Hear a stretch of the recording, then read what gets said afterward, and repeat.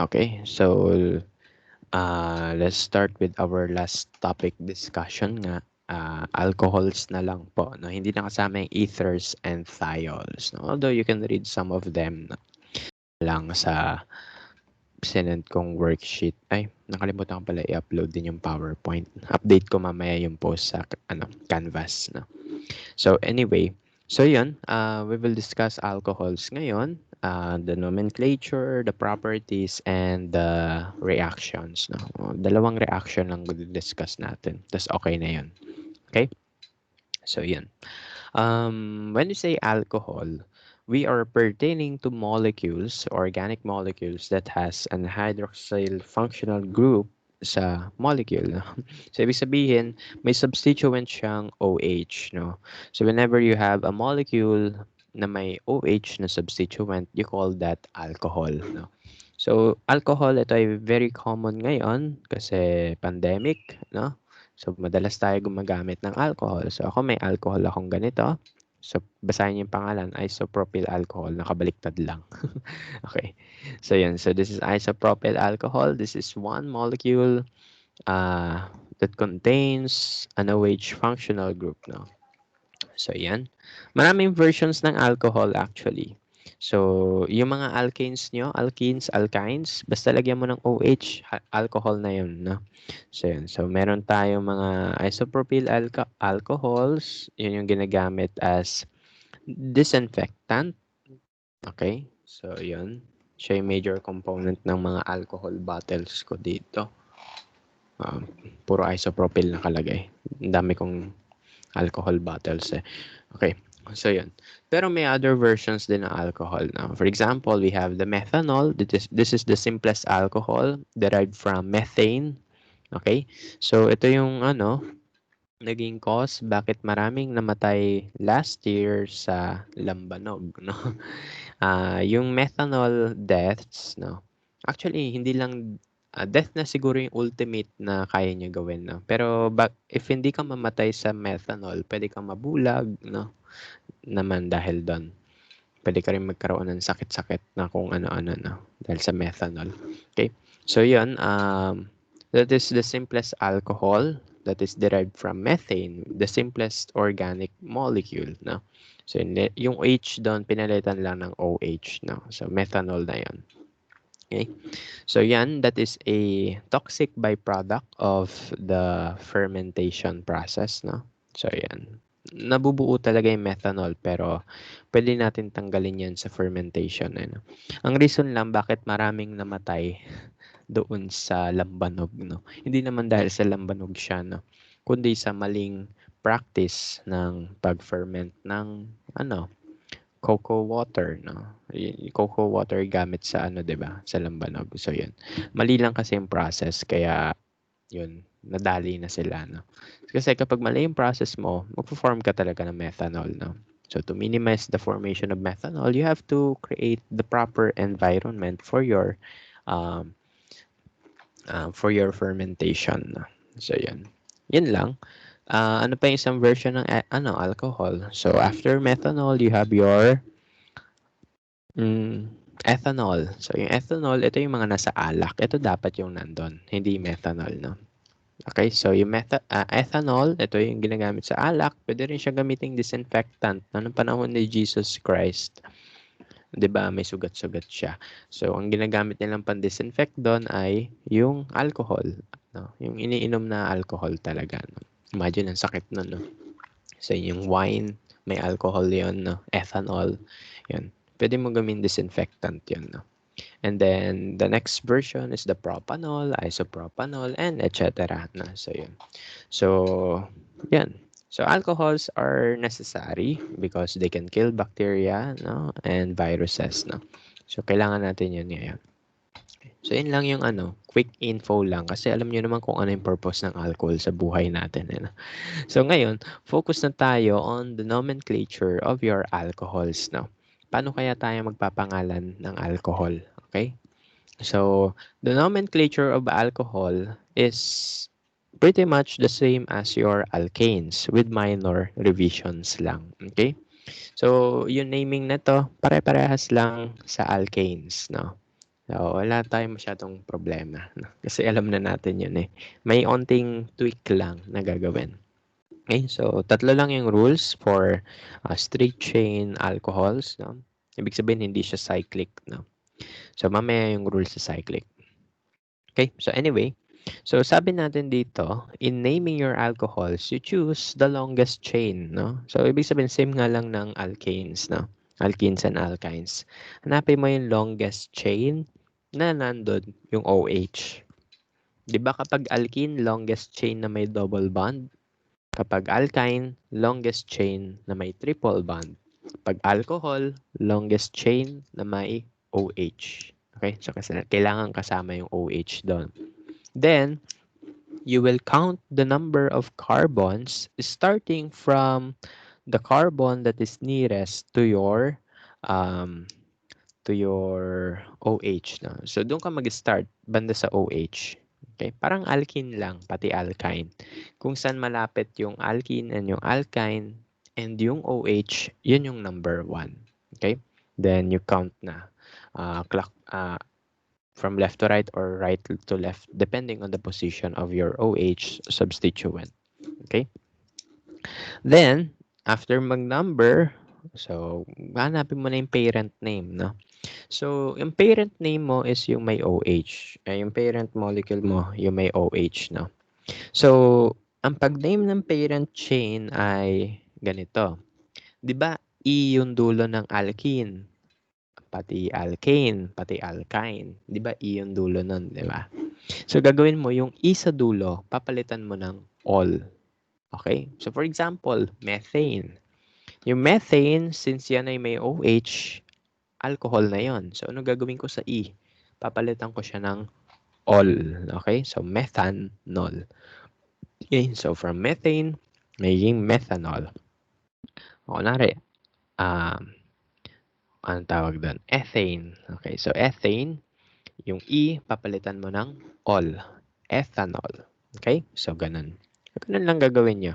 Yung E, papalitan nyo lang ng all.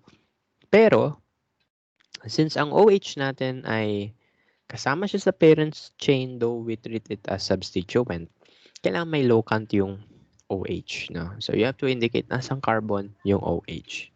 Okay?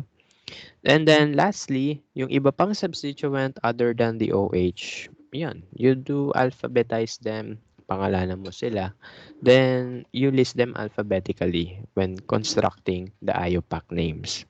Okay? May mga example tayo later, no? Anyway, so let's have some problems. So let's have some examples rather. Okay. So this one is ethanol. Ito yung nasa alak, no? So yan. So paano siya naging ethanol? Kasi we have two carbons here. Okay. So this is the first carbon, second carbon. Sabi natin, we start counting the carbon atoms nearest to your OH. So ito yung nearest, no? So may dalawang carbon tayo. So yan ay ethanol. Okay. Ethane na all, ethanol. Do I have to include one ethanol here? Not necessary na. No? Bakit? Kasi if I place my OH here, dito sa left side, that will also be one ethanol. Okay? Kasi dito ko mag-start ng 1 eh.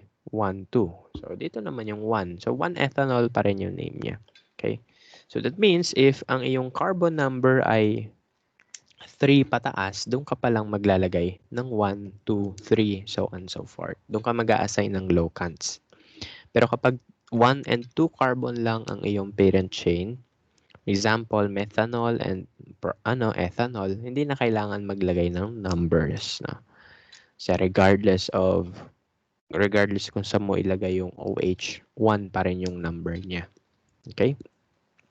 So, ano pala, ito na-discuss natin to last time eh. Ang pangalan nito. Ito ay phenol. Okay? Alcohol din yan kasi may OH, no? Phen, ibig sabihin yan, phenyl. Okay? Ano yung phenyl? Yun yung benzene ring na substituent, no? So, phenyl, tapos may OH, alcohol. So, ginawa na lang nilang phenol. Okay? So, yan. So, yan ay alcohol, phenol, ethanol, alcohol din yan. Ito. Bakit kaya naging propanol yung pangalan niya? 1-propanol. But may number na. Kasi sabi ko, kapag 3 pataas na yung carbon atoms, you have to indicate kung anong position andun yung OH. Kasi you can have isomers here, constitutional isomers. So, bilangin natin yung lagyan natin ng locant yung mga carbon. So, start tayo dun banda sa may OH. 1, 2, 3. So, our OH here is located at the first carbon from the right, no? So that will be 1-propanol. Okay? So 1-propanol ang kanyang name. Yung OH naman natin, pwede natin ilipat yan sa second carbon, no? So we can have 2-propanol. Okay? So yun. You have to indicate kung nasan yung OH kapag 3 carbons pataas kasi nga, pwede mo ilipat yung OH kahit saan. Okay? And depending on the positions of your OH, you can have different molecules now. So, tawag sa 1-propanol also ay propyl alcohol. Ang tawag sa 2-propanol ay isopropyl alcohol. So, ibig sabihin na itong disinfectant na meron ako, ito ay 2-propanol. Okay, so isopropyl alcohol to. No? So, yan.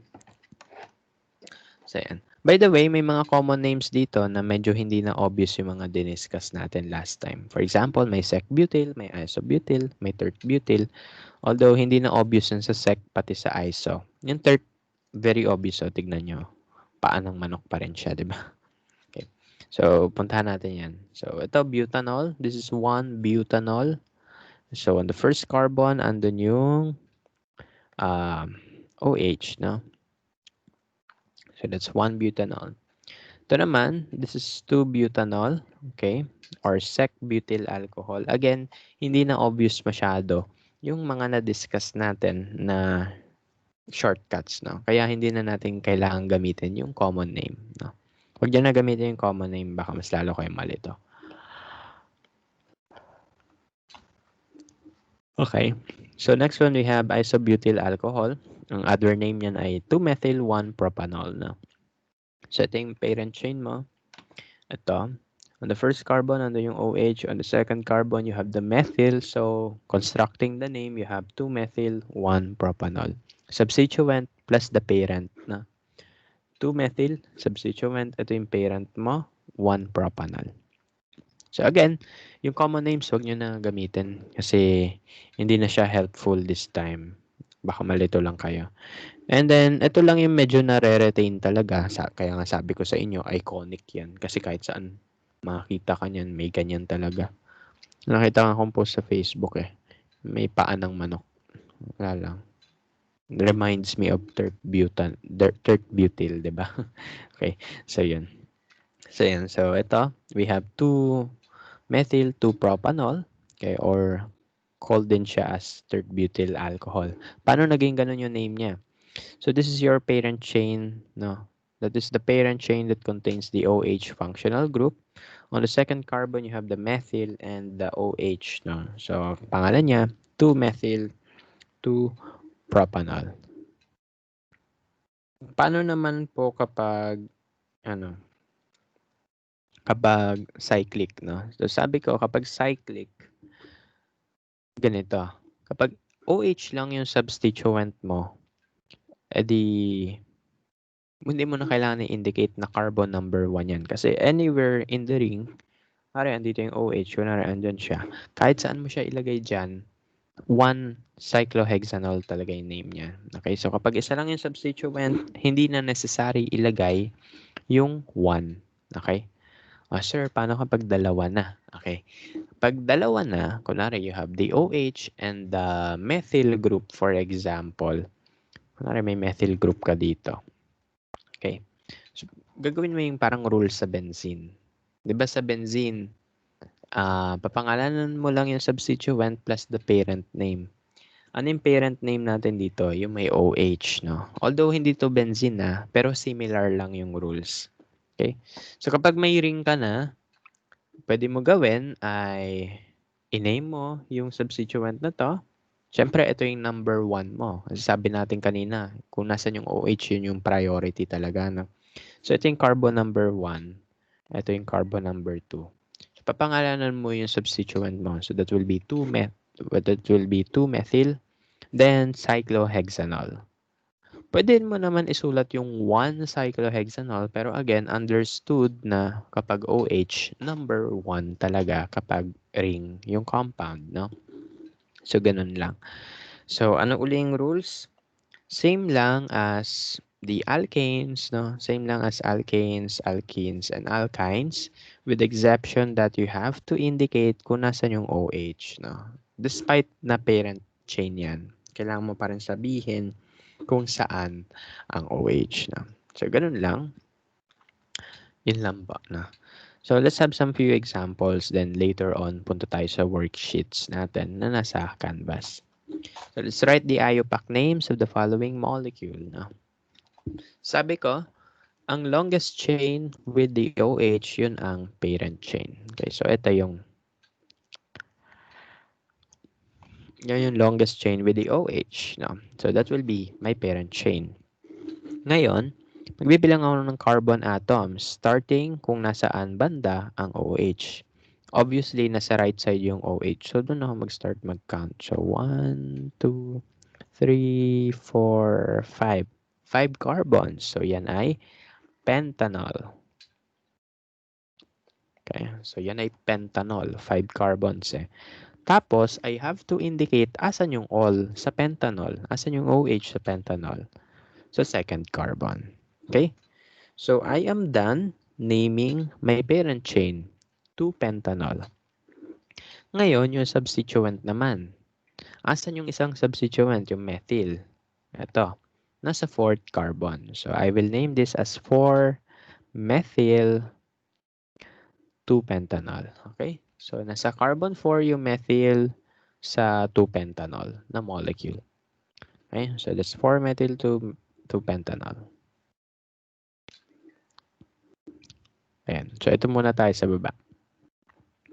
Okay, nasa baba. Ano kaya yung parent chain yan? Yung entire molecule na mismo. Okay, wala namang ibang substituent other than the OH. So, yung molecule na yan mismo, yan na yung parent. Okay? So, magbibilang tayo ng carbon starting kung nasaan banda ang OH. So, sa left side, 1, 2, 3, 4, 5, 6, 7. Okay? So, 7 carbons. So, that will be heptanol.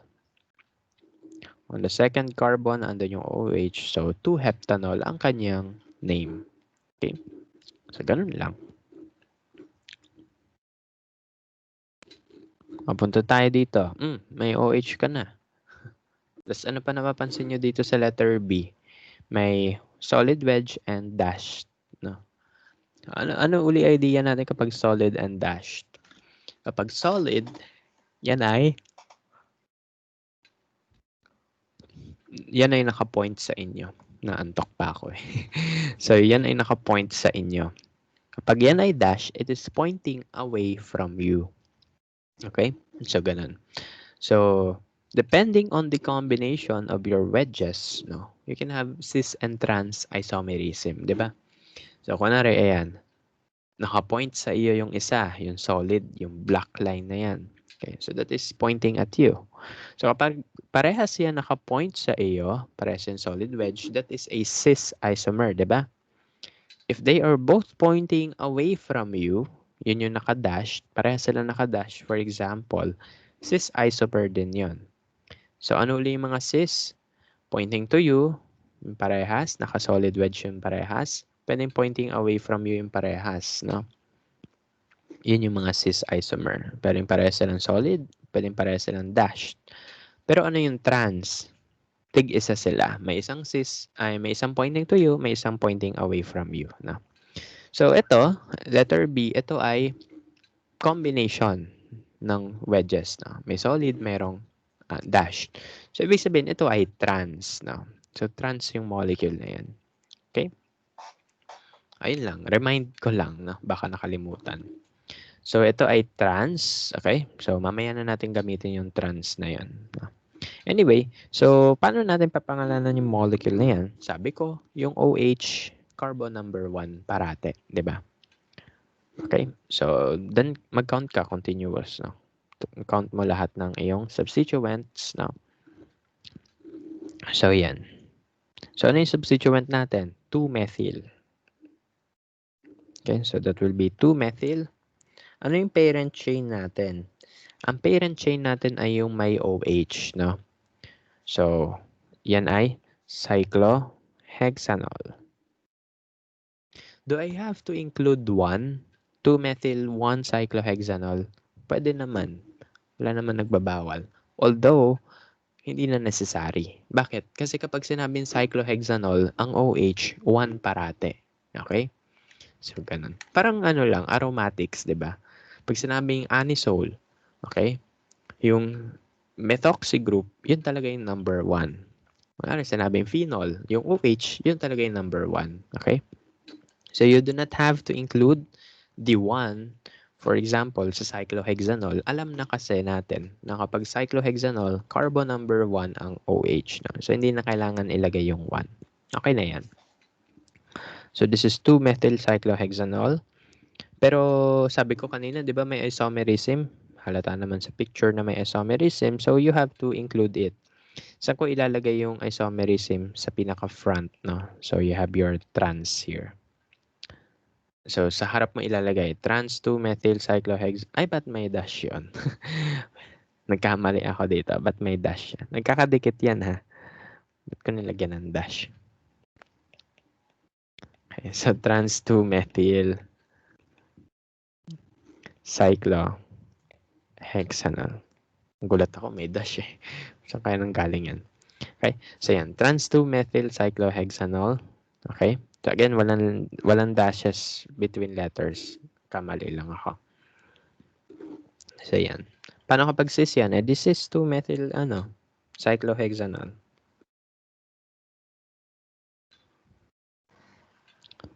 So, ganun lang. And then last one, we have this molecule. Ano kaya yung parent chain dyan? Ito yon, obvious naman.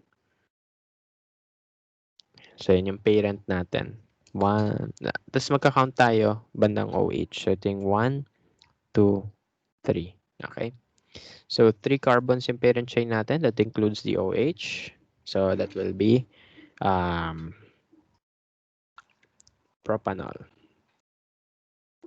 So, that will be 1 propanol. Okay? Kapag hindi yan ring, you have to indicate nasan carbon yung OH, no? So, that will be 1 propanol. Tapos ano pa? May substituents tayo. We have 2 methyl groups. So, that will be dimethyl, no? So, asan yung dimethyl natin? Parehas siya na sa carbon 2. So, ilagay natin 2, 2 dimethyl 1 propanol. Okay? So, yan yung name niya. Again, yung rules ng naming, same lang siya as your alkanes. No? Alkanes, alkenes, alkynes. Same lang. Nadagdagan lang tayo ng all. No? Okay, and then we have to indicate nasan yung all na yon, nasan yung OH na yon. Okay? So, ganun lang. So, ito yung answers. So, tama naman yung answers natin. Okay, so we have 4-methyl 2-pentanol, okay? 2-heptanol, okay? Trans 2-methyl cyclohexanol. Okay then, and then we have 2,2-dimethyl 1-propanol. Okay, so tama naman yung naming natin. Okay, so yun. Ngayon, punta naman tayo dito sa next one. Sometimes, ang ating OH, pwedeng more than 1 yan. Okay? So, if we have more than 1 hydroxyl group, then we can name them as diol, triol, and etc. So, depending sa dami ng OH, yung dami ng ol. Pero syempre, hindi mo yung papangalan na propanol-nol. hindi ganun. Okay. So, papangalan mo siya as propane diol. No? So, hindi siya propanol-ol. No? Hindi mo ulitin yung all literally. No?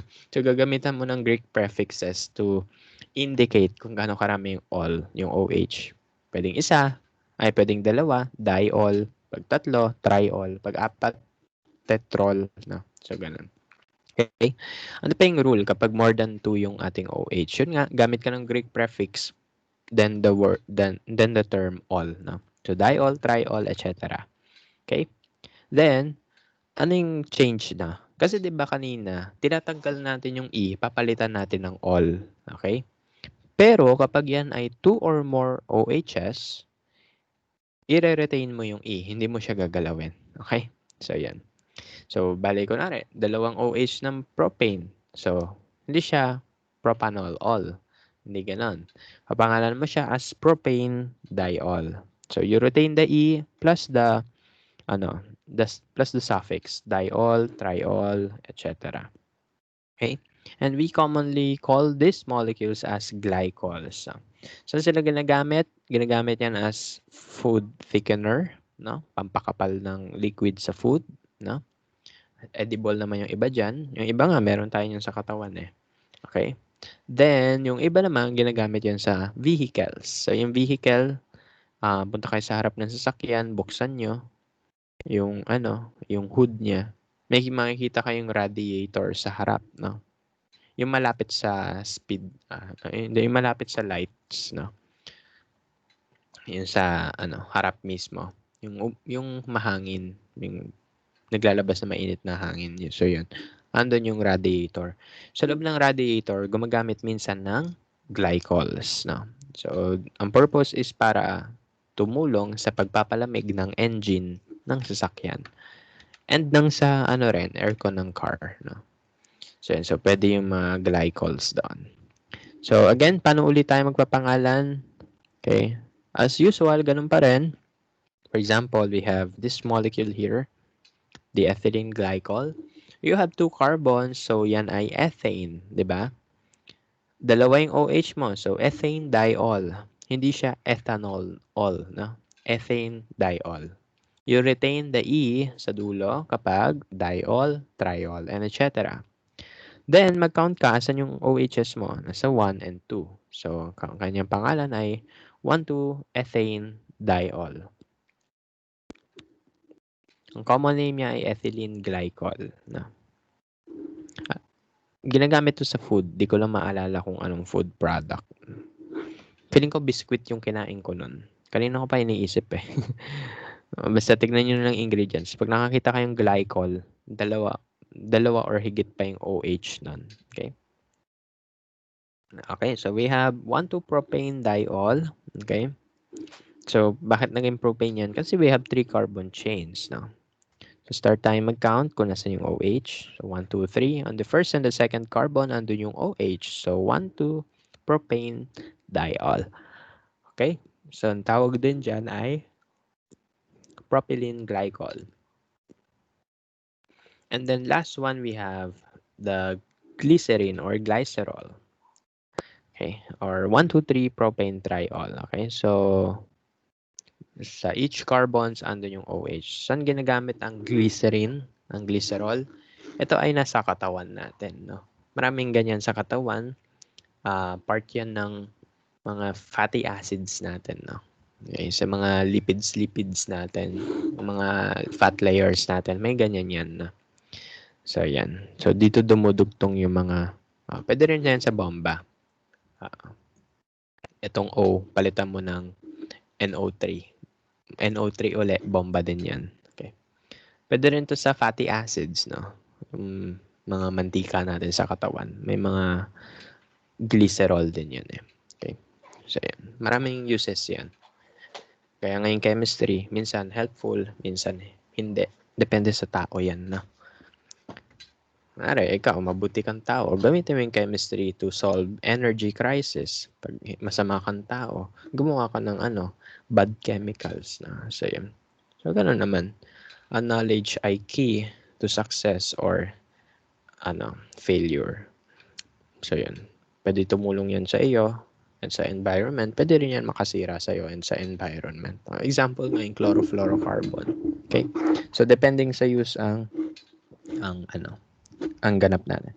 May nabasa ako, no? Si Alfred Nobel, yung person behind the Nobel Prize. Chemist siya.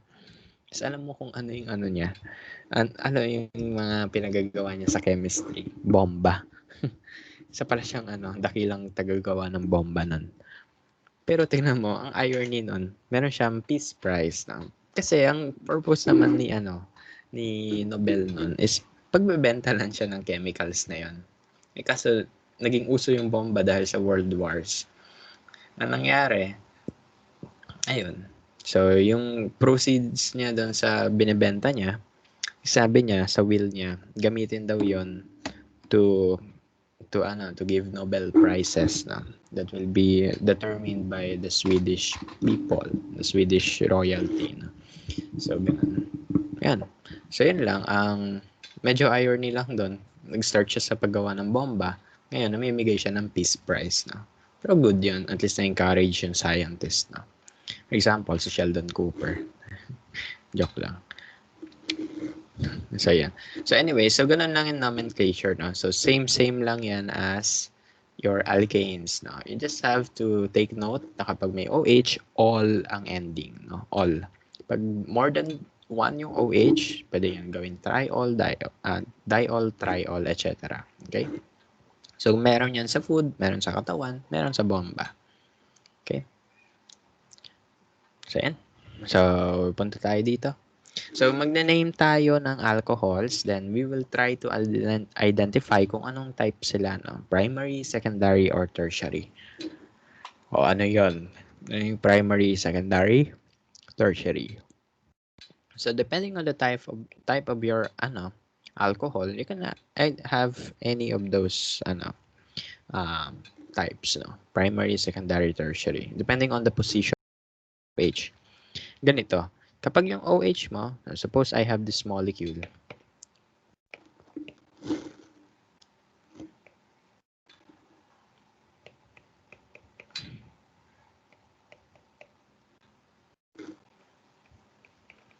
Suppose I have this molecule. Meron diyang primary, meron secondary, meron tertiary. Ano yung way ko to determine kung siya ay primary, secondary, or tertiary? Okay. So, dalawa. Pwedeng magbilang ka ng carbons, pwedeng magbilang ka ng hydrogens. Okay?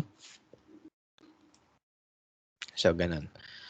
So, ako, ang usual technique ko, magbibilang ako ng hydrogen. Although, pwede rin yung carbon, no? Kasi baka malito kayo. Or hindi. No? So, kaya bibigay ko yung dalawang ways. No? Kaya bahala kung ano yung mas okay sa inyo. Okay. So, ako, hydrogen basehan ko. So, for example, ito yung carbon na dinudugtungan ng OH na to. So, yan. So, this carbon will determine if that's primary, secondary, or tertiary. Ano ginagawa ko? Bilangin mo yung bond sa carbon na yan. O, ilang bonds meron dyan? Dalawa. Ilang bonds kaya ng carbon? 4, di ba? Kasi tetravalent siya. So, 4 minus 2, ibig sabihin, may dalawang hydrogen dito sa green arrow. So, since may dalawang, may dalawang hydrogen dyan, primary alcohol yon. Okay? Kapag may 2 hydrogens sa attachment ng OH. Ganun ginagawa ko. Tignan mo ang OH, tignan mo yung katabi niya. O yan, dalawang hydrogen meron dyan. Primary yan. Okay? So, ganun yung aking point of view. For example, ito naman. Bilangin ko yung hydrogen na meron dito. Isa. Paano naging isa? Bakit? Kasi ganito. 4 yung bonds na kaya ng carbon. Ilan yung nagamit? 1, 2, 3. 3. Ibig sabihin may isang hydrogen na lang. So, kapag secondary, isang hydrogen na lang yung kaya. So, secondary yan. Paano kapag tertiary? Pag tertiary, no hydrogen na. Kasi nagamit na lahat sa bonds. No? For example, ito. Ilang bonds meron? 1, 2, 3, 4. 4, no? So, kapag 4 yan, 4 bonds na available minus 4 bonds na use equal 0. So, no hydrogen na. Okay, so ganun. So, kapag wala, kapag dalawa yung hydrogen na meron, primary. Kapag isa yung hydrogen na meron, secondary. Kapag walang hydrogen, tertiary. Paano naman yun sa carbon? Ito baka mas madali ito sa inyo. Ako preferred ko lang hydrogen. Madali makita eh. So, kapag carbon naman yung gusto nyong basis, tignan nyo yung katabi ng OH. No? Kung saan nakadugtong yung OH. So, ito, nakadugtong yan dito. Itong carbon. Tapos, tignan mo kung ilang carbon yung nakadugtong dyan. Isa lang. Ito lang yung nakadugtong dito. So, ibig sabihin, primary yan kapag ganun. Kapag yung carbon na dinudugtungan ng OH, may isa pa siyang kadugtong na carbon, primary yan. Yun yung ayaw ko dito kasi dugtong-dugtungan na. Pero kayo bahala. Kayo bahala gumamit kung ano mas prefer nyo. Pero ganun. Tignan mo yung carbon na dinudugtungan ng OH, tapos tignan mo kung ilang carbon yung nakakabit dyan. Isa. Okay, so primary yan. So 1. At to secondary, bakit? Ilang carbon yung nakadugtong dito sa carbon na to? 2. 1, 2. So secondary yan. Secondary alcohol to. Ito, ilang carbon nakadugtong dyan? 3. 1, 2, 3. So tertiary. Okay, bahala mamili. Kung gusto niyo ng carbon o kaya ng hydrogen, either way, basta parehas tayo ng sagot, okay tayo doon. Okay? So, ganun lang. Focus na tayo dito. Magsasagot ako ng items, A to D. Kayo na bahala sa E to I. Mamaya may mag-volunteer. Tapos magbibigay ako ng few minutes. Kayo na bahala magsagot. Mag-raise ng hand mamaya. Ako ay inaantok pa talaga. Kasi nangyari, nung long weekend, nagpa-massage ako. Grabe yung massage, no? Parang binalibag ka. Sarap matulog. Okay, so anyway. Kaya until now, naantok pa rin ako. So anyway, sagot tayo ng letter A. Okay, so ano kaya pangalan niya? Bilangin mo yung carbons. No? 1, 2, 3, 4, 5. So 5 carbons yan. Okay, then mag-start ka magbigay ng numbers sa carbon nearest to your OH, which is this one. Okay. So, nasa first carbon yung OH, so that will be 1 pentanol. Okay, so yan yung pangalan niya.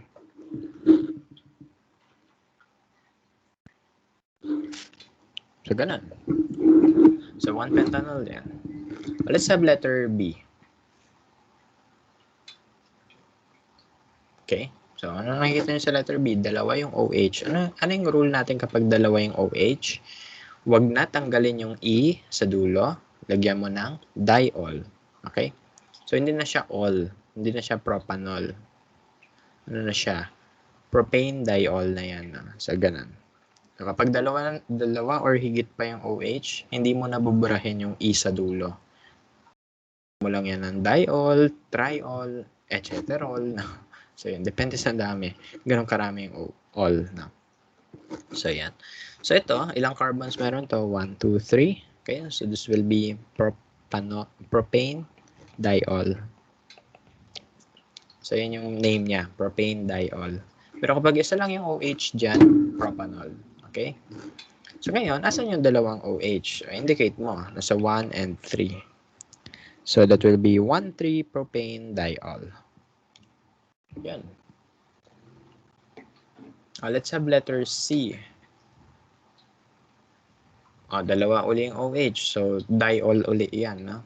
So, start tayo magbilang kung nasa yung mga OHs natin. Okay, so this is butane diol. Butane diol. Then, numbering. 1, 2. Okay, tapos na. 1, 2 butane diol. Let's have letter D. Isa lang yung OH, so tatanggalin mo yung E, papalitan mo ng all. Okay? 7. Start tayo mag-count dito sa malapit sa OH. So we have 4 carbons. So this will be butanol. Nasaan yung all sa first carbon? So 1 butanol. Tapos na ba yung name na yan? Hindi pa. Asan yung substituent natin? Nasa third carbon. Ano pangalan yan? Methyl. Okay? Susulat natin 3-methyl 1-butanol. So, yun lang. Ngayon, I need volunteers to answer letters E to I. So, 5 volunteer. Please raise your hand na lang para ma-recognize ko kayo. Then, I will give you 5 minutes or so. Okay, basta makapagsagot na. So, hindi lang yung volunteers magsasagot, of course. Yung iba ding nakikinig lang. No? Raise na lang ng hand. Sino yung gusto magsagot-sagot? Okay, so start tayo kay Emmanuel. Adi, syempre, letter E yan. So, E sa'yo. Followed by Jan Zyrene. Okay. Next one, letter G, H, and I. Raise pa ng hand.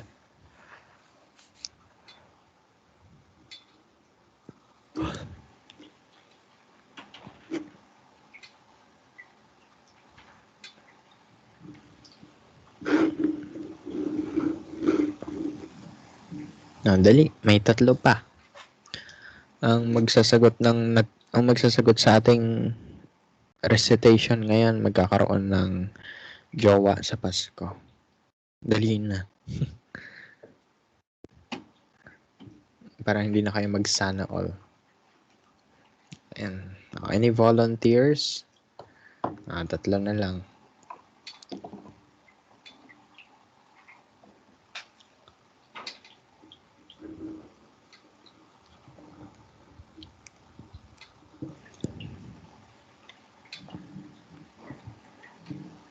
Anyway, kay Emmanuel and Jan Zyrene, and dyan sa iba pang magre-recite, comment nyo na lang sa chat box kung ano sagot nyo. Letter followed by the name. Okay? Any other volunteers for G, H, and I?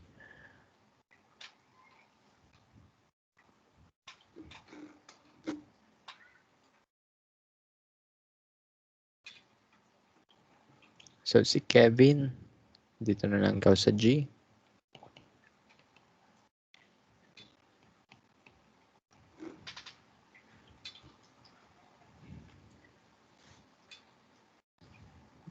H.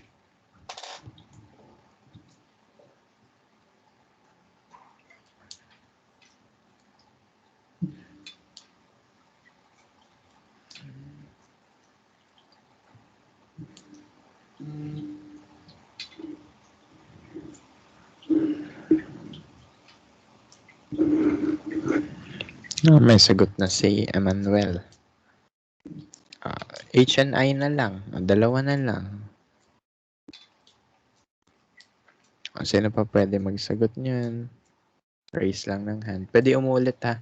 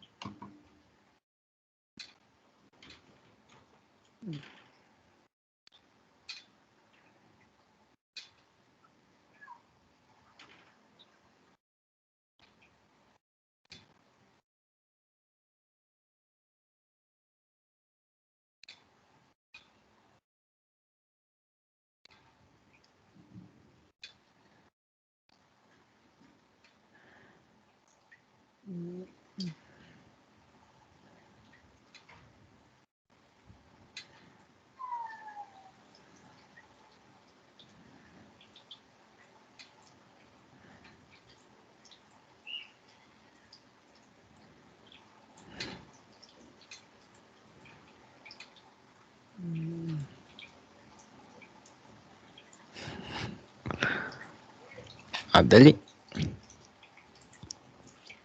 Sige, ako na nga lang. Ako na lang sa H and I. So, yung yung natira, reply nyo na lang yung answers nyo. Kay Jan, pati kay Kevin.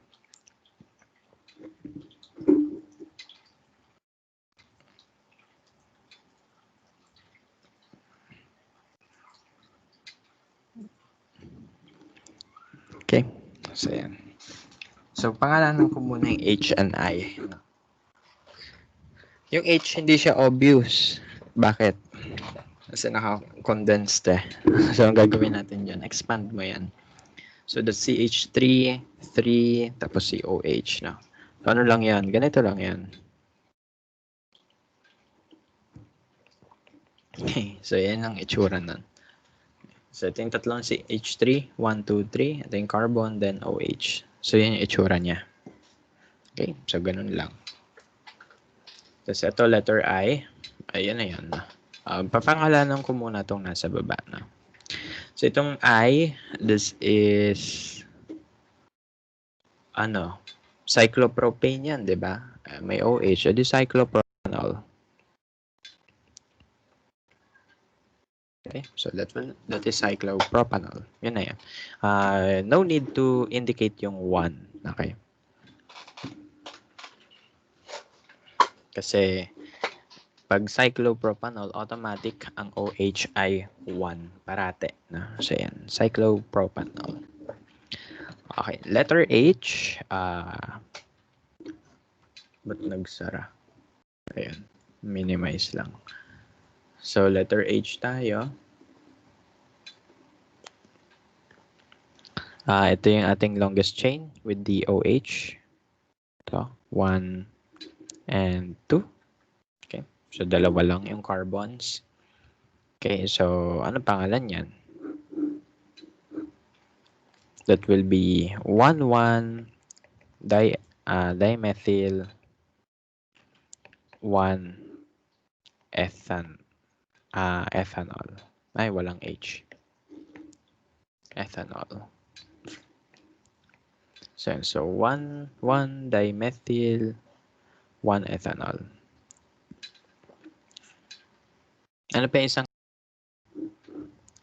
tert-butanol? So tert-butanol din yan.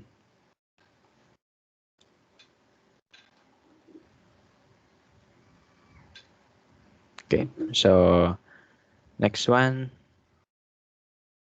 Teka lang ha. Tignan ko lang tong may nag-chat.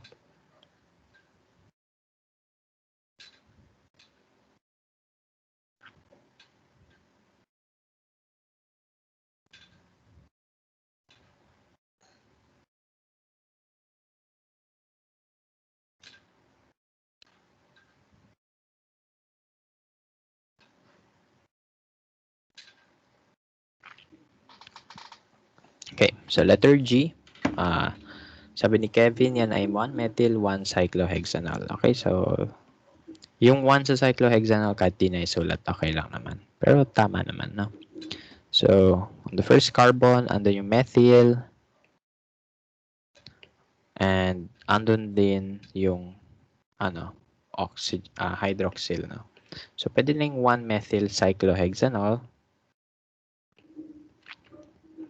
Pwede rin naman yung 1-methyl 1-cyclohexanol, no? So, any of the two will work. Okay. So, kay Jan Zyrene naman, so 1 yung OH. So, mag-continue ka na mag-number, paikot. So, yan. So, you have 2,6-dimethyl cyclohexanol. Okay. So, 2,6-dimethyl cyclohexanol. Okay, so to correct yung name. Then, lastly, si Emmanuel.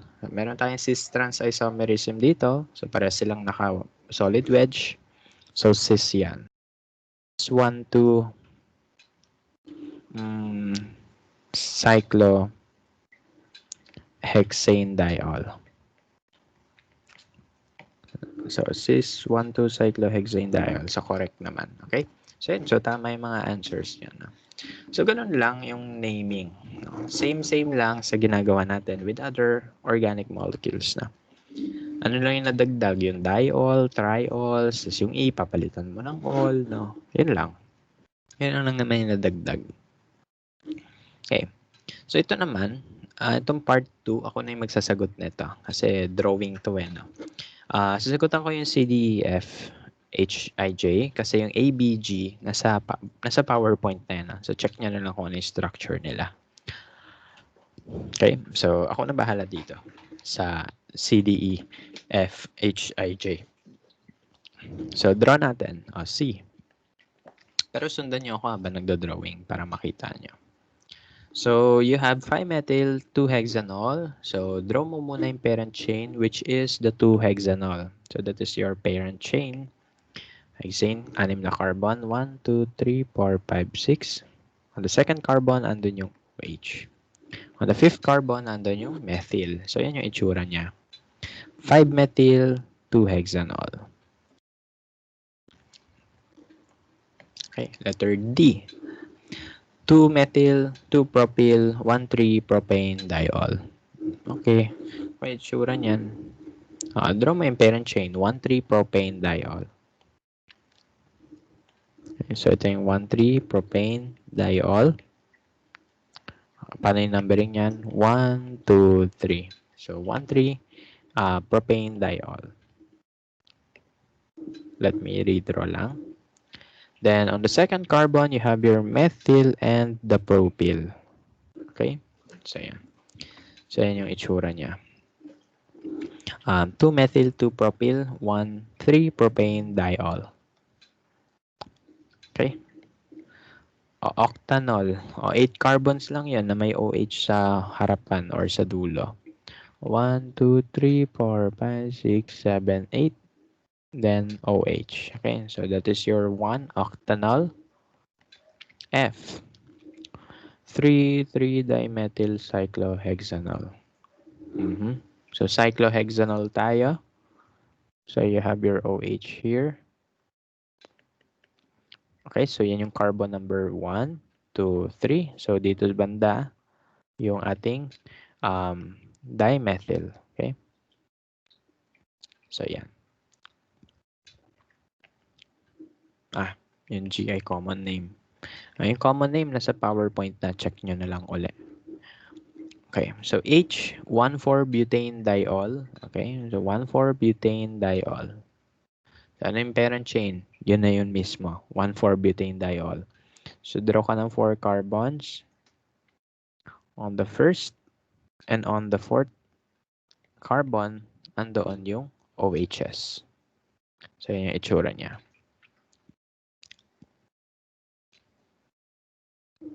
I, 5-methyl 1-hexanol. 5-methyl 1-hexanol, 6 carbons. On the first carbon, doon ko lalagay yung OH. Then on the fifth carbon, andun yung methyl.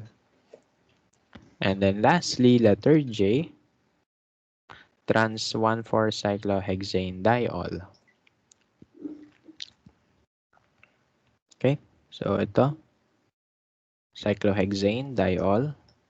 So, on the first, andun yung, solid na lang.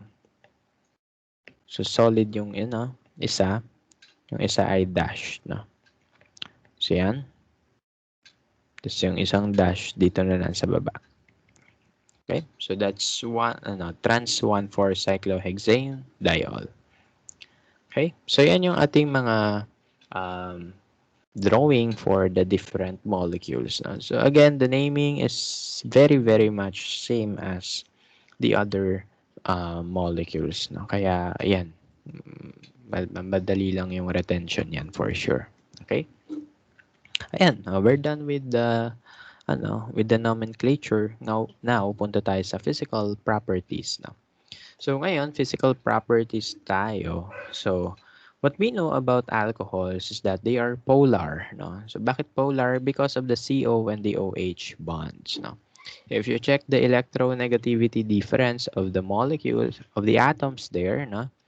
You can see that both bonds are polar bonds, polar covalent bonds. No? Ibig sabihin polar molecule yan, so hahalo iyan sa. What else can we observe about alcohols? They are also capable of forming hydrogen bonds. So ano uli yung hydrogen bond? Yun ay bonds to hydrogen ng oxygen, nitrogen, and fluorine atoms. Okay? So pwede yun. So hahalo talaga yan sa tubig. No?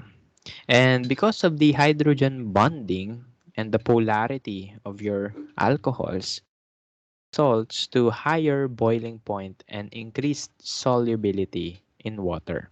Okay? So tingnan natin yung trends ng boiling point. So let's have ethane for example. The boiling point is -89. The similar alcohol to that is the methanol.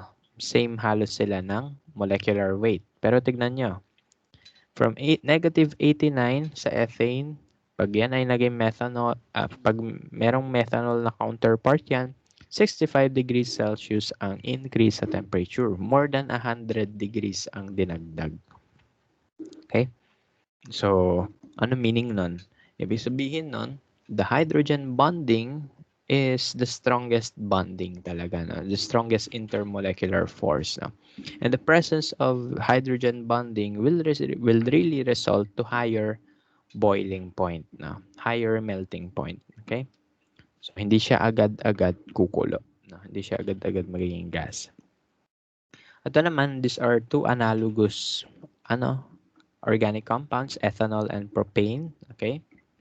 Ito na rin, yung ethane and ethanol. So, tignan nyo, ethane and ethanol, ang mapapansin natin, yung ethane, palitan mo lang ng OH, ethanol na siya, no? So, from negative 89, magiging 78, no? So, almost twice, almost 200 degrees Celsius ang inakyat ng almost 200 ba? Oo, halos almost 200 nga, no? So, almost 200 yung in-increase sa boiling point niya. So, that is a proof that the hydrogen bonding is really the strongest intermolecular force. So, ano pa napapansin natin? From methanol to ethanol to propanol, then to butanol, what happens to your boiling point? They increase, no, over as long as you increase the carbon atom. So anong function, ano naman, anong intermolecular force ang nagpe-play diyan? Yung hydrogen bonding given na yun eh. Ano pa yung reason ba't tumataas lalo yung boiling point nila pag dumadami yung carbon groups? Yung London dispersion forces. No? So dalawa yung factors na nagpe-play. Hydrogen bonding and the London dispersion forces. No? Okay, so yun, the higher the LDF, the higher the high H bond, so mas mataas ang boiling point na. Ano nga lang downside ng humahabang carbon chain? Ay, ba't naka-minimize? Kanina pa ba siya naka-minimize o ngayon lang? Sabihin niyo na lang kapag kanina pa naka-minimize. Ulitin ko yung sinabi ko. Pero ayun, hindi ako nakatingin sa second screen ko eh. Anyway, so ito, ano yung downside kapag dumadami yung carbons mo? Ang downside kapag dumadami na yung carbons mo is, lumalaki yung non-polar group, no? 'Di ba ang CH non-polar yan. So kapag mas marami kang CH na diyan, mahaba na yung non-polar group mo. So ano yung result nun? Eh di hindi na siya mag-mix with water masyado. For example, methanol, ethanol, propanol, onti lang yung CH nila. So infinitely soluble sila with water. Ibig sabihin, nahalo talaga sila with water. Pero starting kay butanol, look, biglang naging 8 gram per 100 gram of water ang solubility niya. So example, may isa kang jug ng water, 8 grams lang ng butanol yung ahalo. The rest, lulutang na. Okay? So yun lang. Yun lang yung downside. Kapag dumalaki na yung carbon chain mo, mas nagdo-dominate na yung non-polar behavior niya instead of the polar behavior. Okay? So yun lang yung physical properties. Next one, let's proceed to the the chemical properties of alcohols. Ano uli yung physical property? Polar siya because of the CO and the OH bonds. And may hydrogen bonding siya na. So yan, because of the OH bond. And yun nga, the introduction of the hydrogen bonding will increase the boiling point of your substance. No? Ngayon naman, chemical reactivity tayo. So, ang na-discuss natin last time ay si phenol. No? So, si phenol, we know that phenols are weak acid and they react with bases to form phenoxides. No? Mukhang familiar? Yes, kasi nasa quiz nyo yan. Okay. So, nasa quiz nyo yan eh. So, yan. So, phenols are weak acids with that can react with strong bases to form phenoxides. No? Ano pa? Ang alcohol, in general, they have the same pKa value as water or they have the same pH value as water. Okay, so ibig sabihin, neutral ang alcohols with exception to phenol. Bakit? Kasi yung phenol, weak acid siya compared to the other alcohols. Ano kayang reason bakit naging weak acid yung phenol tas yung ibang alcohol, hindi siya acid? Ang reason doon ay yung molecule.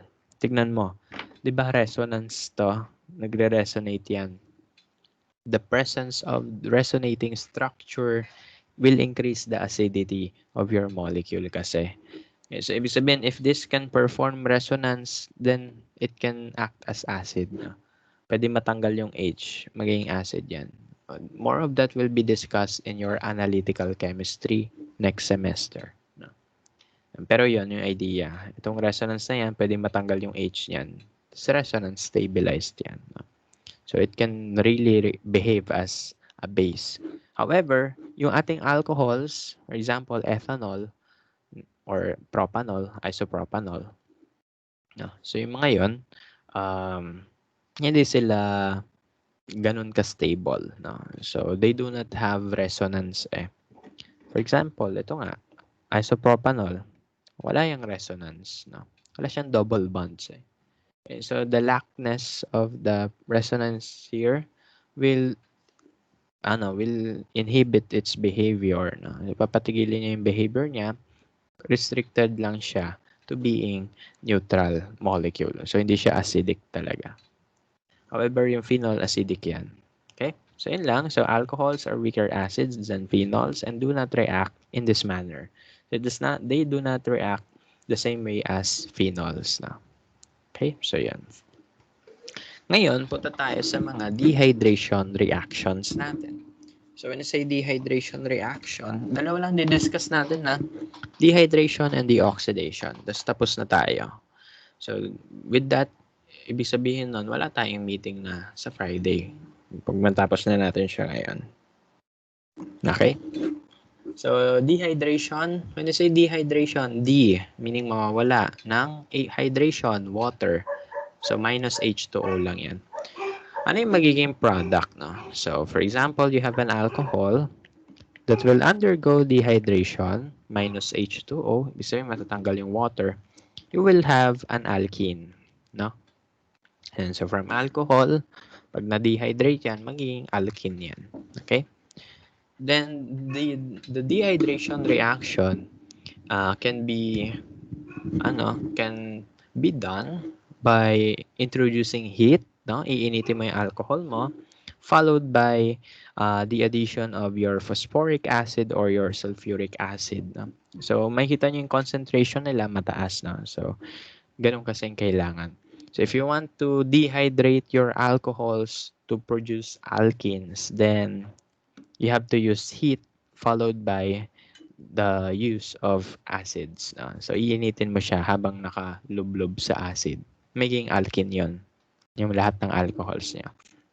And depending on the type of alcohol, depending on the type of your alcohol, pwedeng iba-iba yung speed ng reaction. For example, if you have a primary alcohol, it does not readily dehydrate. No? Hindi siya agad-agad na dehydrate. Pwede, pero hindi agad-agad.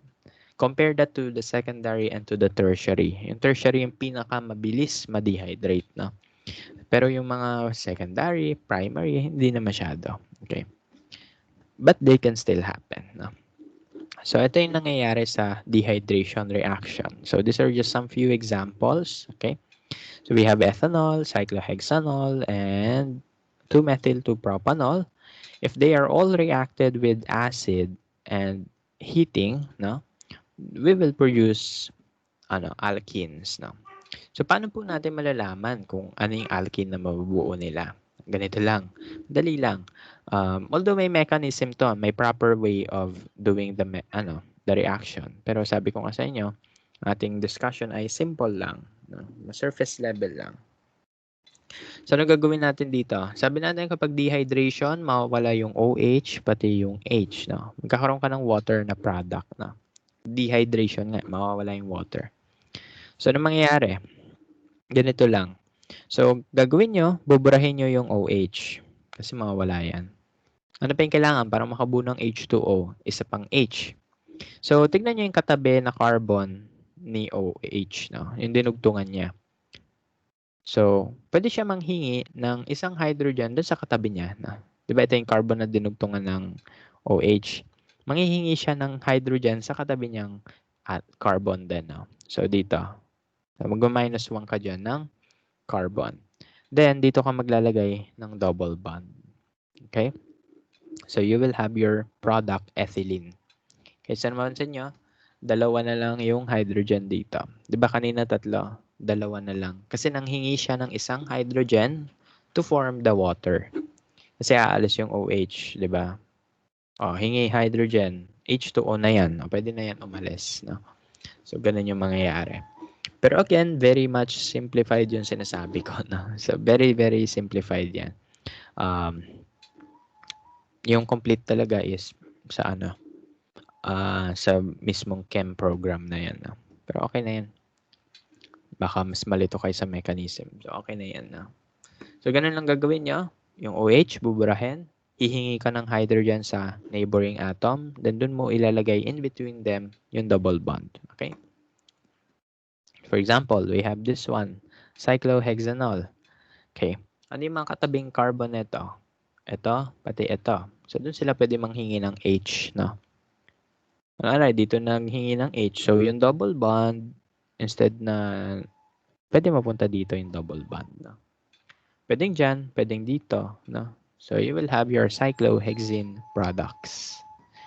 Ganun ang gagawin nyo. Burahin nyo yung OH, tapos, pwedeng left or right yung double bond. Kayo bahala. Ito yung left, ito yung right, no? Ito yung carbon of interest natin. Ganun lang.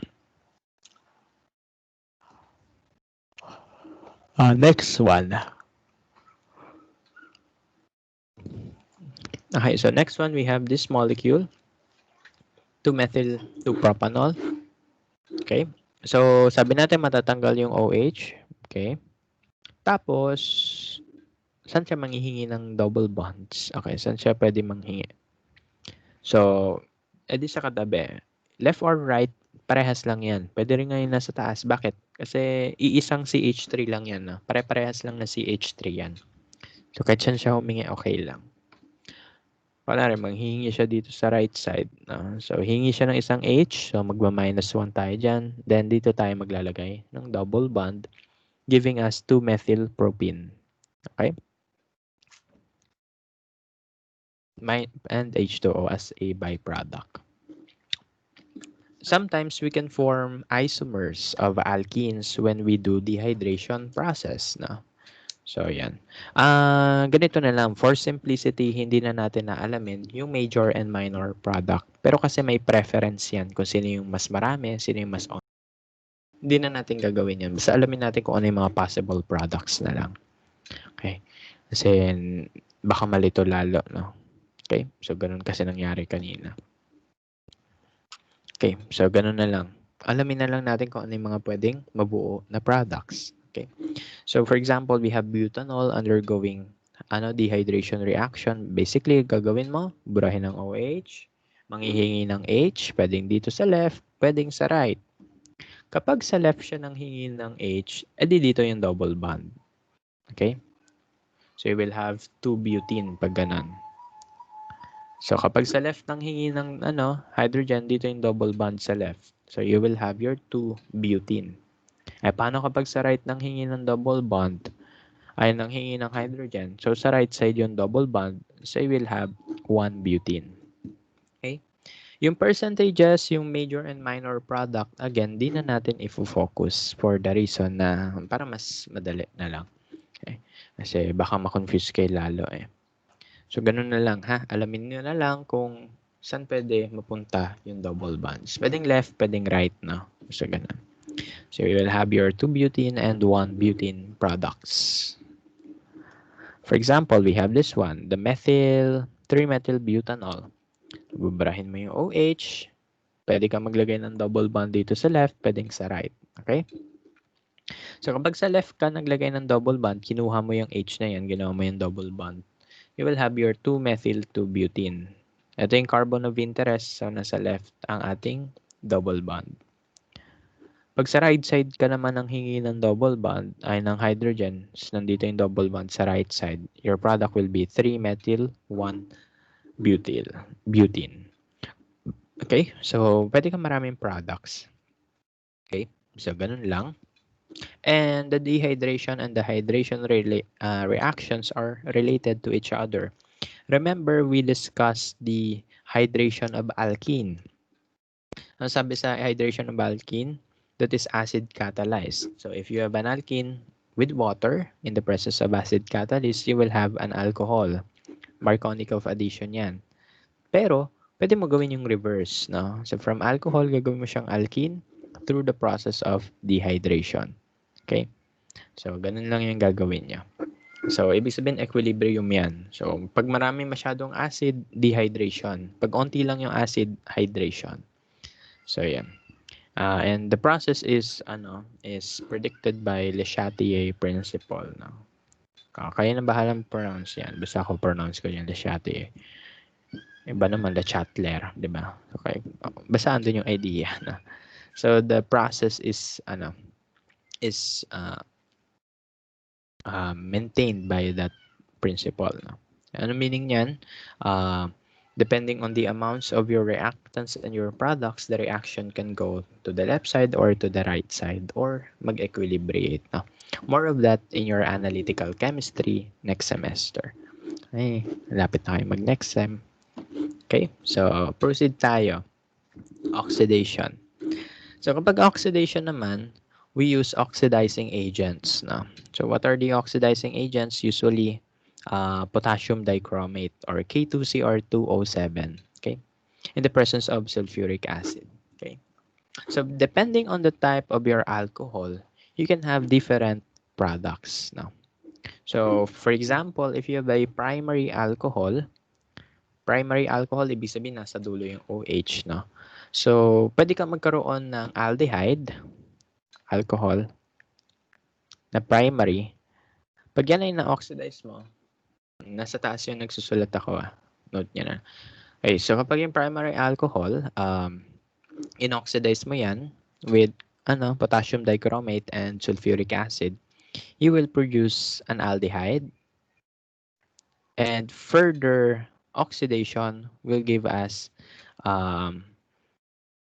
carboxylic acid. Okay? So, ibig sabihin, pwede siyang maging aldehyde, pwede siyang maging carboxylic acid. Ano yung aldehyde? C double bond OH. No? Ano yung carboxylic acid? Yung C double bond OH. No? So, yan. So, step by step yan. No? So, isang beses, pwede yung mag-produce ng aldehyde and pwede rin siya mag-proceed to produce carboxylic acid. Okay? So, ganun lang. Kapag secondary alcohol naman ang nireactan mo with the same reagent, potassium dichromate in the presence of sulfuric acid, you will produce a ketone. Ano yung ketone? C double bond O lang yan. Okay? So, yan. So, for example, this is our secondary alcohol. So, kapag yan, inoxidize mo yan, magiging ketone yan. Okay? Magiging double bond lang, tas O. Tutanggalin mo ng H, papalitan mo siya ng double bond. Okay? So, that's ketone. And yung tertiary alcohols, they do not oxidize. Okay? So, hindi sila oxidizable. So, walang may oxidation product yan. Okay? So, yan. So, ganun lang ha. So, kapag primary, ano yung pwede ma-produce? Aldehyde and carboxylic acid. Pag secondary, ketone. Ano yung ketone? C double bond O. No? Yung tertiary, walang product, walang reaction. Okay? So that ends our reaction. Ngayon, punta na lang tayo sa last part. Sagot-sagot na lang tayo. By the way, may mga items akong binura dito kasi may items na hindi ko na double check na. May items na wala namang reaction. Okay? So ito yung mga items na yon. Yan. Yan. Item lang pala. So wala yung reaction. So anyway, magsasagot na lang ako. Yung A and B, yung B hindi ko nasasagutan. Bakit? Kasi kung ano yung A, ganun din yung mangyayari sa B. Okay, so parehas lang naman siyang one primary alcohol. Okay. So ngayon, let's react A with sulfuric acid. Then i-react natin siya with potassium dichromate followed by in the presence of sulfuric acid. Okay? So, dalawa yung gagawin natin sa kanya. Dehydrate, tapos i-ano din natin siya. i-oxidize na. Lagay natin sa gitna. Okay? So, yung blue yung dehydration, yung pink yung oxidation. Okay, so ano yung pwede natin magawa kapag yan ay dinehydrate? Alkene. Okay, so ano sabi ko kanina sa alkene? Yung carbon, kung nasa nakadugtong yung OH, doon ka maglalagay ng double bond. Okay? So, that means ang double bond ay andito. Okay. So, isa lang naman yung katabi niyang carbon eh. Di ba ito yung carbon na dinudugtungan ng OH? Tignan mo yung katabi niyang carbon. Isa lang naman. So, basically, dito talaga yung double bond na. So, ditong side ng molecule. Yan. So, you will have one butene. Redraw ko lang ha. Yan. So, yun na yun. Tapos na. Punta tayo sa baba. So, this is oxidation. Okay? So, K2CR2O7 or potassium dichromate. Anong alcohol yan? That is a primary alcohol. Ano yung pwede ma-produce kapag primary alcohol? Pwede maging aldehyde, pwede maging carboxylic acid. Okay? So, basically, kopyahin mo lang yan. Kopyahin mo yung molecule na yan. Okay? Then, di ba dito sa dulo may OH dyan? Pag iyan ay magiging aldehyde, ang gagawin mo lang dyan, gagawin mo lang siyang double bond O. H na. So, yan. Aldehyde na yan kapag ganun. So, ano gagawin? Gagawin mo yung double bond. No? So, ganun lang. Okay, that's one way. This is one way of drawing this, pero ito yung mas acceptable na drawing. Wala lang. Masanay lang kami na ganyan yung drawing. Okay? So, anong mangyayari? So, may 4 carbons ka pa rin. 1, 2, 3, 4. 1, 2, 3, 4. Ano nang nangyari? Pwede siyang maging C double bond O H. No? So, yan ay aldehyde. No? Tawag niyan ay butanal. No? Okay, so butanal, ito ay aldehyde ng butane. Okay. Hindi na natin madidiscuss yan. Skip na natin yan. No? So, okay na yan. At di nyo na pangalanan. Ano pa yung isang product na pwedeng magawa? Carboxylic acid. Kasi pwedeng aldehyde, pwedeng carboxylic acid. So, anong gagawin nyo doon? O, kopyahin nyo pa rin. 4 na carbon. Tapos, anong carboxylic acid? Double bond O, OH. Okay. Ang gagawin mo lang dito, instead na H lang yan, lagyan mo ng isa pang oxygen. OH. No? So, carboxylic acid yan. So, yan. So, pwedeng, aldehyde, pwedeng carboxylic acid.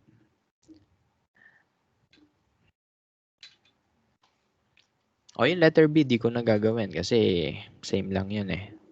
Di ko na double check yung ibang items kasi dito, kaya ganun.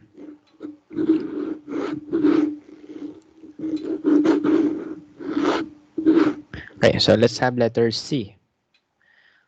Teka lang. Baba ko yung ibang items.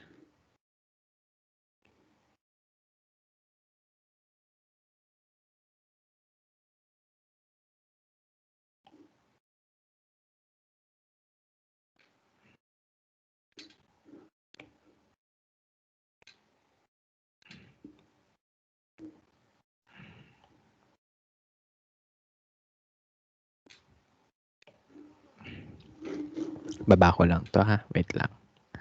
Para maraming tayong space.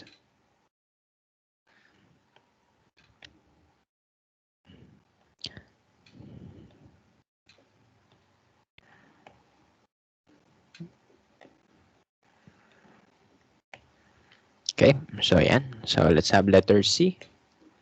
So i-dehydrate natin yan. By the way, yung triangle sa taas, meaning yan ay heat, no? Pag may triangle sa taas, heat meaning yan.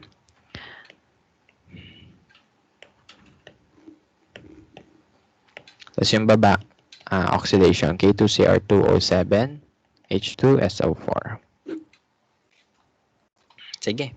Dehydrate natin to. Sir, paano yan? Dalawa OH na. So, ito, dalawa OH niya. So, ano pwede gawin? Parehas siya mag-dehydrate na. So, itong OH na to, pati OH na yung buburahin natin yan. Okay? Tapos, magkakaroon tayo ng double bond, no? So, ito yung carbon kung saan nakadugtong yung OH. Saan siya pwede gumawa ng double bond? Pwede ito lang dito sa katabi niya. No? Ito lang naman eh. So, pwede dito yung double bond natin. Dito naman, saan pwede yung double bond dito? Dito lang. Okay? Ayun lang yung mga options natin. Okay? So, yun yung mga products natin. Okay? Oops.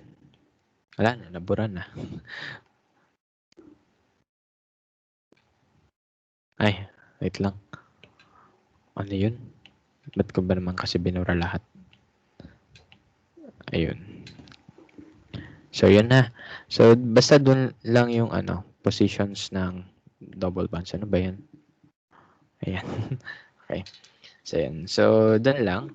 So, kung nasa nakadugtong yung OH dun sa katabi niyang carbon, mapupunta yung double bond. Pwede dito at dito. Okay? So, you have that product. Ano pangalan yan? 1,3 butadiene. Okay. So, hindi na natin na-discuss yung naming kapag multiple double bonds kasi okay na yun. No? Hindi na siya covered ng discussion natin. Basic lang tayo. Okay. So, paano kaya to? Oxidation. Ano mangyari sa alcohols? Magiging aldehyde and carboxylic acid. Kung kopyahin mo yung structure, you have 4 carbons. Okay. So, 4 carbons. Gawa ka ng aldehyde. Aldehyde, double bond O lang yan. Pati H. Okay? So, yan. So, yan. Then, another oxidation pa. Ano pa yung isang product? Carboxylic acid. So, yung inyong carbon chain, lagyan mo lang ng double bond O, OH, double bond O, OH. Yan na yun. Tapos na. Okay? So, ganun lang po. So, ganun lang gagawin nyo ha. Yung O, papalitan mo ng double bond, no? Ano na yan? Aldehyde na yan. Pag yan, binalitan mo ng double bond, naglagay ka pa ng OH, carboxylic acid na yan. Okay? So, ganun lang. Basta i-draw mo lang yung carbon chain mo. Ito yung carbon chain. Itong 4 na carbons na yan. I-draw mo lang yan. Tapos dugtungan mo na lang ng aldehyde and carboxylic functional groups. Okay, yung D, bakit ko siya sinabi na i-cross out ko siya? Kasi nga, tricky yung reaction dito. Okay? So, paano tricky po?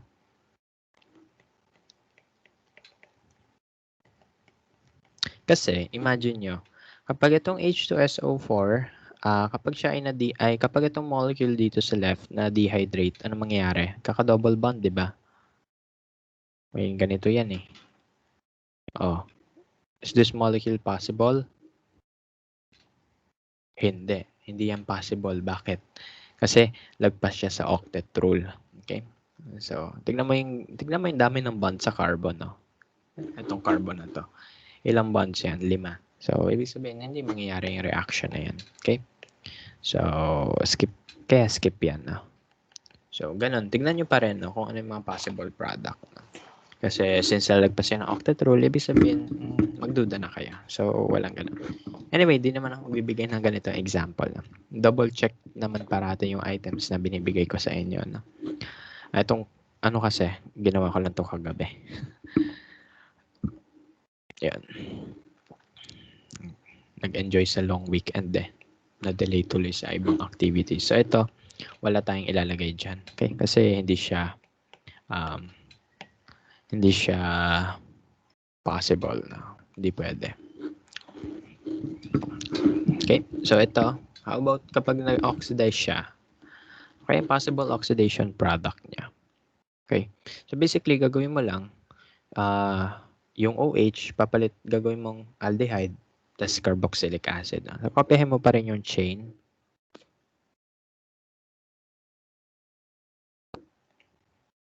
Okay, so pwedeng ganito yan.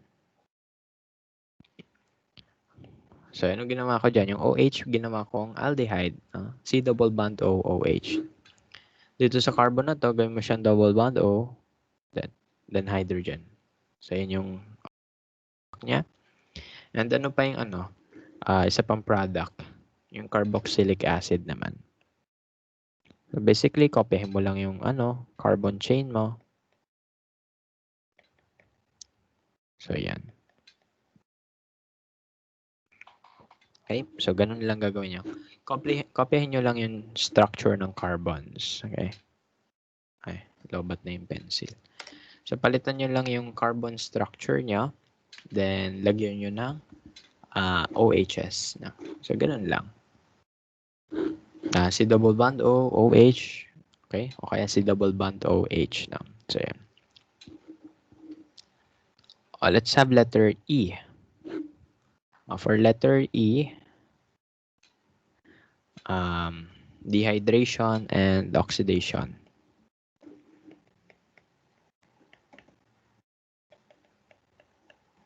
Dehydration muna tayo. So, ito kapag na-dehydrate natin to, saan pwede yung double bond? Pwede dito, sa left side, pwede sa right side. Kasi tingnan mo yung carbon na to, dalawa yung carbons na neighbor niya. Itong nasa left, itong nasa right. No? So, pwede ka magkaroon ng double bond dito. Pwede rin doon. Okay? So, ganun gagawin natin. Ayan. Pwede rin ganito. Nasa right side yung double bond. No? Again, hindi na natin naalamin kung sino yung major and minor product for simplicity. Meow daw, sabi ng pusa. Meow. Okay. So, ito. Oxidation product.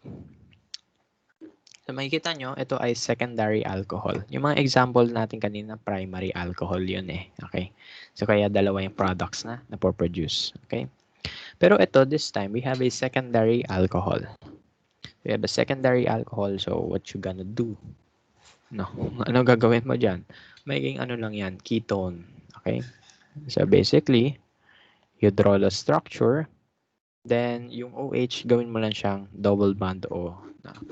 Yan na yun, tapos na yan. Okay? Ayan lang yung product. Kasi sabi natin, kapag primary, we can produce aldehydes and carboxylic acids. Kapag yan ay secondary alcohol, ketone. Paano kapag tertiary? Wala po. No? Walang product. Ayun. So, yeah. Last two. Ano ba yun? Dalawa pa pala. Sige, last two natin. K2CR2O7, H2SO4. Let's dehydrate this molecule. Ano kaya yung mga products na mabubuo? Kopyahin mo lang yung carbon chain. Kopyahin mo lang yan. Dito yung dito nakadugtong yung OH, 'di ba? So pwede ka magka-double bond dito sa left, pwede sa right, no? Sa left, pwede right. Okay? So yun yung mga products na pwede niya mabuo. Ito sa baba, oxidize natin 'yan. Anong type ng alcohol 'yan? Secondary. So ibig sabihin, meron? Ketone 'yan, no? So, may double bond O lang. So ganun lang. Easy, 'di ba? Ayun na yun. Last one. Para tayo ay makauwi na. Makauwi. Nasa bahay pala tayo. H2SO4. Ayan. So, let's do this. No? Last one. Asan yung OH? Ito. If we dehydrate that, ang double bond pwedeng andito, pwedeng andon. Okay. So, let's draw them. No? Possible sila eh. Pwedeng andito sa left. Okay. Then, pwedeng andito sa right. No? So, ganun. Ganun lang. And lastly, the oxidation. Ano yan? So, secondary alcohol yan. So, yan ay magiging ketone. Okay? So, yun lang. So, ganun lang yung reaction. So, pag sulfuric acid, di dehydration. May sulfuric acid and heat, dehydration. Pwedeng dalawa yung mga products mo yan, no? Sa left ka maglagay ng double bond, sa right ka maglagay ng double bond, no? As long as possible yon, do it, no? Pag ano naman, oxidation, pag primary alcohol yan, you can produce aldehydes and carboxylic acids. Pero pag secondary alcohol yan, you can produce ketones only. Then kapag tertiary, walang reaction yan. Okay? Then to end our discussion, let's do this now.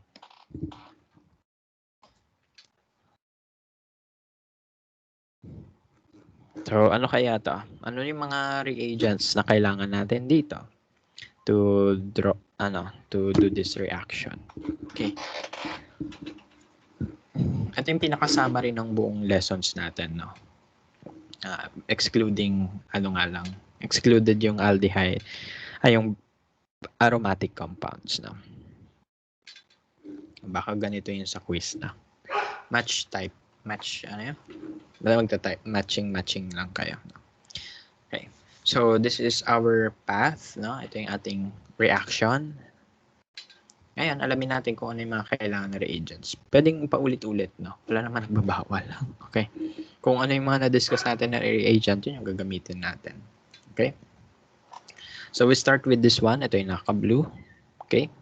So, ano yung reaction na to? From alcohol, naging alkene. Ano yung reagent na kailangan dyan? So, ang sabi natin, pag dehydration, heat, and sulfuric acid. Okay? So, yan. So, that's A. No? Ngayon, from your alkene, punta tayo sa B. So, from alkene, naging OH yan. Ano napansin nyo sa OH? Yan ay Markovnikov product. No? Ito, sinasabi ko na agad yung mga sagot. No? So, from an alkene, naging OH yan. So, that is acid catalyzed hydration. So, H2O with sulfuric acid or H+. So, hydration of alkene yan. O, yun C. From secondary alcohol to ketone. So, ang kailangan dyan ay potassium dichromate with sulfuric acid. Sinasabi ko na yung sagot, ha? Ayan. Ito. From alkene to bromopropane. Okay? So, anong reagent yan? Ano yung nadagdag na atoms? H pati Br. Alamin nyo na lang. After this class, isipin nyo. Oo nga. Ganun. So, H and Br yan nadagdag dyan. So, that is hydrohalogenation. Okay? HBr lang kailangan dyan. O, paano naman ito? From alkene to 1,2-dibromopropane. So, dalawang bromine yung nadagdag, edi molecular bromine ang ginamit, Br2. Kasi sagot na kasi discuss na natin to before. So, recall na lang kayo ng topics natin. Ito, from alkene, gagawing alkanes. Ano kailangan dyan? Hydrogen gas with catalyst, platinum, nickel, kahit ano, okay lang. Okay? So, ito, letter G. From alcohol, papuntang carboxylic acid. Alam nyo na yan. K2, Cr2O7, H2SO4. From alcohol, gagawing aldehyde. Ganun pa rin. Okay? So, K2Cr2O7, H2SO4. Ito. From aldehyde, gagawing carboxylic acid. Ganun pa rin. Okay? So, K2Cr2O7, H2SO4. So, wish nyo na ganyan yung quiz. Puro ganyan lang. Puro K2Cr2O7 lang ginamit. Okay? So, ganun na. So, ano yung importance ng map na to? So, with using this map, we can actually visualize kung ano yung mga pwede gawin sa OrgChem. You can produce multiple organic compounds by just choosing different reagents. No? Choosing different reagents, yan. So, kuha ka ng ibang reagent, makakakuha ka ng ibang molecule that can produce other molecules as well. For example, this molecule can produce all this stuff here. No? So, yan. Basta, ito yung importance ng OrgChem. Especially, kunwari, may magpunta sa inyo sa mundo ng research, sa medtech, no? Pare, gusto nyo maki-join sa paggawa ng molecules, kasama nyo kaming chemist, pati mga pharmacist, no? Usually, chemist naman talaga yung nagawa talaga ng molecules, no?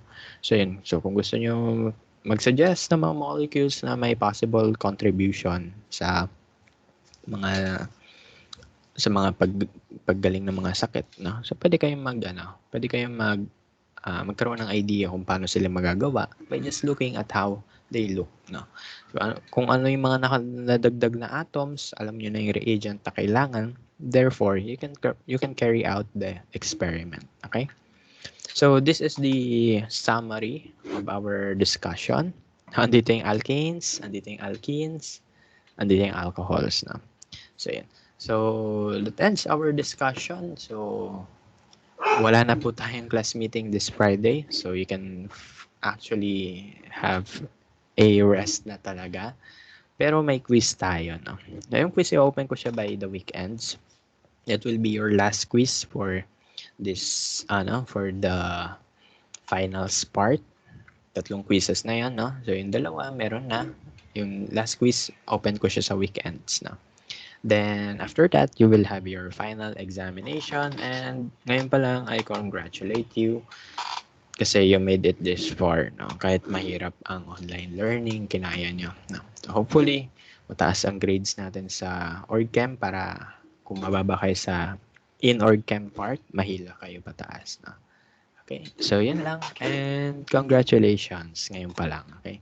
So, siguro next time na makikita ko kayo ay next sem kung estudyante ko pa kayo. Okay? So, yeah. So, all the best po sa inyo. That ends our discussion. So, salamat and last na to. Bye-bye. See you na lang sa YouTube. Bye-bye.